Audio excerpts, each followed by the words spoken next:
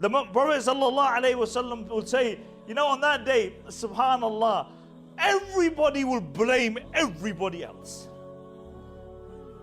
You know, in this world, like you have your children, they say, no, it wasn't me, it was him. It was him. It wasn't me, it was him.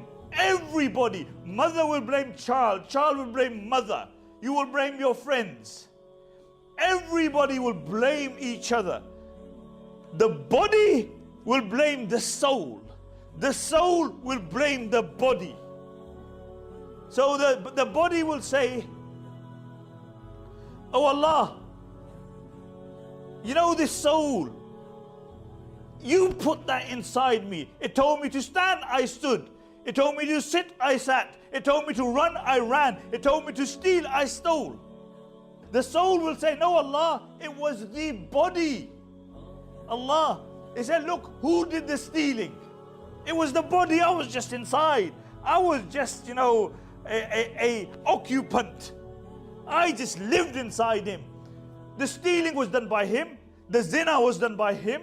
The fraud was done by him. The killing was done by him. The ghiba was done by his tongue.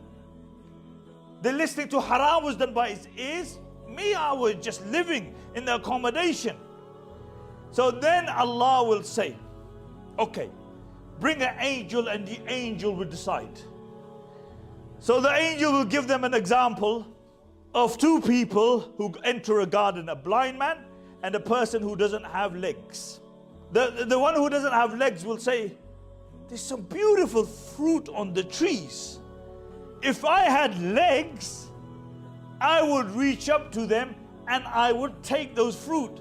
Now the blind person can't see the fruit. So the blind person will say, no problem, jump on my back and you can take the fruit. So the angel will say to them, who was the culprit? The blind person or the one without legs? They will say, no, both of them. They said, game over. Rest my case. You're both convicted. You are both in the game. Wallahi, on that day, everybody, everything will blame each other.